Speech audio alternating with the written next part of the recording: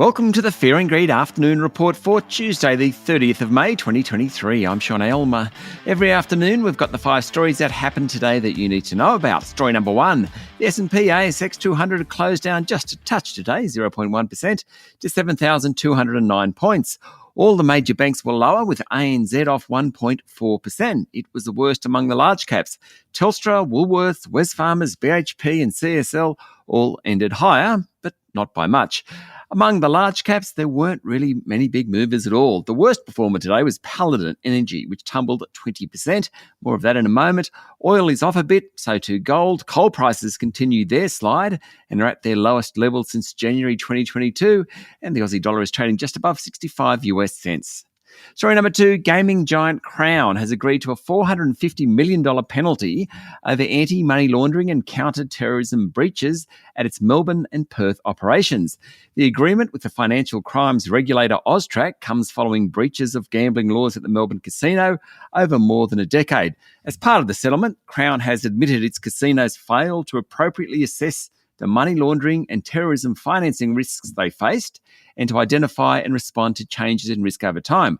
They did not have appropriate controls in place and didn't have an appropriate transaction monitoring program in place.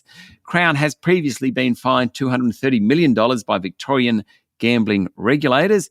It also faces other investigations. It's getting very expensive, this. Crown, of course, is now owned by Blackstone, the private equity group. They bought it off James Packer and other shareholders almost a year ago for $8.9 billion. Story number 3, toll roads group Atlas Arteria held its annual general meeting today and shareholders voted against the group's remuneration report. Proxy votes show a 35% vote against the report, triggering a so-called first strike. A second one next year means the board of the group is spilled. Chair Debbie Gooden said the company will listen to the protest vote. Now, some shareholders haven't been happy about Atlas's recent purchase of a 2/3 stake in Chicago's Skyway motorway in the US, but its French toll roads are doing well. Now, it's been helped by a good ski season and also because of strikes by French workers. Now, that's meant fewer trains are running. More people are using toll roads. There you go. Atlas's share price is off nearly 2% this year.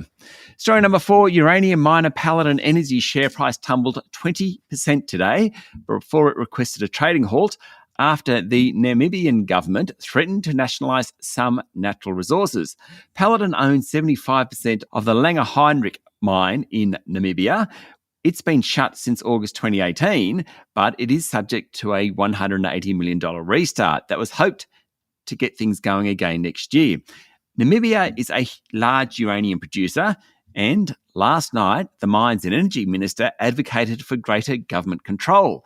He suggested the state should own a minimum equity percentage in all mining companies and petroleum production, and the state shouldn't have to pay for it.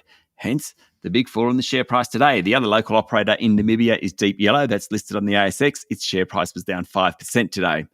And finally, story number 5, Federal Treasury is overhauling its oversight of consultants following the PwC tax scandal, including strengthening deeds of confidentiality. In an estimates committee meeting, Treasury official Roseanne Kelly said the bureaucracy had more accountability at the advisory level and with industry bodies. Earlier today, Treasury was criticised for knowing about the leaks by PwC for 5 years before talking about them publicly. Now, the leaks gave the consulting firm an unfair advantage winning business, also enabled multinationals to pay less tax. On the same topic, Finance Minister Katie Gallagher today said while the government has taken steps in response to the scandal, cancelling existing procurement contracts is not a viable option. That came after Greens leader Adam Bandt called for an immediate review into PwC's current contracts. That's it for the afternoon report for Tuesday, the 30th of May, 2023. Michael Thompson and I will be back tomorrow morning with a Wednesday edition of Fear and Greed. I'm Sean Aylmer. Enjoy your evening.